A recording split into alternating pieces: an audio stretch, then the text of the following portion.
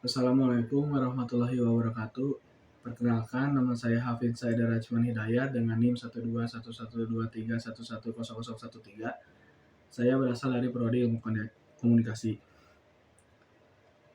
Tujuan saya membuat video ini untuk memenuhi tugas sesi 14 dari mata kuliah Komunikasi Organisasi, di mana di sini saya berperan sebagai seorang konsultan yang dipekerjakan oleh perusahaan XYZ untuk membantu merancang program pelatihan kepemimpinan yang baru.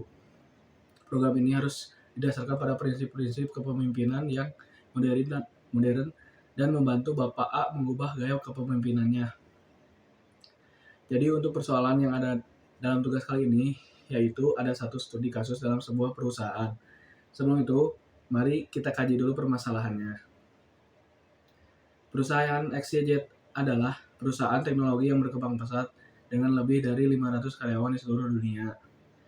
Kepala perusahaan, Bapak A, telah memimpin perusahaan selama lebih dari 10 tahun sejak pendiriannya. Selama waktu ini, perusahaan telah tumbuh secara signifikan dan menjadi pemimpin dalam industri teknologi. Namun, dalam beberapa tahun terakhir, karyawan mulai merasa kehilangan semangat dan loyalitas terhadap perusahaan. Setelah melakukan survei internal, perusahaan menemukan bahwa gaya kepemimpinan Bapak A mungkin menjadi penyebab karyawan merasa tidak termotivasi. Bapak A dikenal sebagai pemimpin yang otoriter dan jarang memberikan umpan balik positif atau penghargaan kepada karyawannya. Selain itu, karyawan merasa tidak dihargai dan merasa tidak memiliki kebebasan untuk mengeluarkan ide-ide baru. Nah, dari studi kasus yang ada di atas dari perusahaan XYZ, di mana saya akan membuat analisis dari gaya kepemimpinan Bapak A. Juga, saya akan memberikan program untuk pengimplementasian dari mengubah jarak kepemimpinan dari Bapak A. Lalu saya akan lakukan evaluasi efektivitas program pelatihan setelah implementasi. Nah, selanjutnya saya akan menganalisis gaya kepemimpinan Bapak A serta identifikasi faktor-faktor yang mungkin menjadi penyebab karyawan merasa tidak termotivasi. Jadi, gaya pemimpinan yang diterapkan oleh Bapak A itu adalah otoriter, serta beliau pun jarang memberikan reward atas kinerja yang telah dijalankan oleh karyawannya sehingga membuat karyawan tidak semangat karena tidak ada take and give-nya dari pihak pimpinan. Dan dapat disimpulkan, Bapak A ini sangatlah ego dari segi kepemimpinannya beliau. Beliau tidak memberikan space untuk para karyawan untuk berpendapat. Lalu di sini saya akan memberikan program yang membantu untuk mengubah gaya kepemimpinan Bapak A, yaitu sebagai berikut. Adalah rancangan umum untuk program tersebut. Nomor 1, penilaian kebutuhan. Di sini penilaian kebutuhan, saya ada beberapa opsi, yaitu 2 opsi. Yang pertama, lakukan penilaian kepemimpinan untuk menentukan area-area di mana perubahan diperlukan. Yang kedua, wawancara dengan Bapak A dan rekan-rekan kerjanya untuk mendapatkan pandangan yang lebih luas. Dan yang kedua, penyusunan tujuan pelatihan. Di sini ada satu opsi, yaitu tentukan tujuan-tujuan yang spesifik, terukur, dapat dicapai, relevan, dan berbatasan waktu untuk perubahan kepemimpinan Bapak A. Dan nomor 3 di sini, prinsip-prinsip kepemimpinan modern. Di sini saya ada 2 opsi. Yang pertama, integrasikan prinsip-prinsip kepemimpinan modern seperti kepemimpinan berbasis nilai, kepemimpinan berbasis empati, dan kepemimpinan kolaboratif. Yang kedua, fokus pada pengembangan keterampilan interpersonal, komunikasi efektif, dan pengambilan keputusan berbasis tim. Nomor 4, menu pelatihan. Di sini saya ada 3 opsi.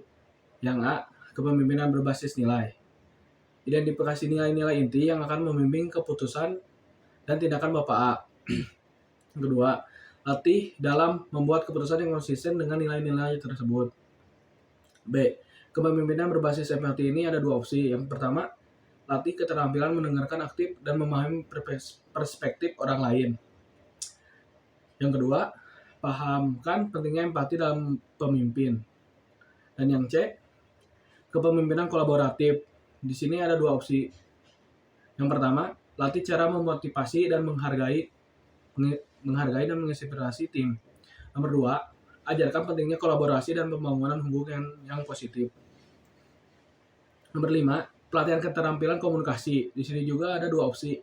Yang pertama, fokus pada komunikasi yang jelas, efektif, dan terbuka. Yang kedua, berikan latihan dalam memberikan umpan balik yang konstruktif.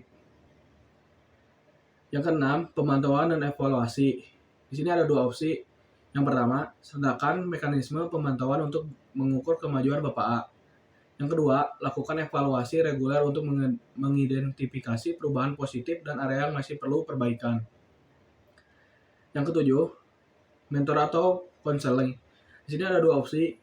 Yang pertama, berikan dukungan berkelanjutan melalui mentor atau konselor kepemimpinan. Yang kedua, fasilitasi sesi refleksi untuk membantu Bapak A menerapkan pembelajaran dalam konteks pekerjaan sehari-hari.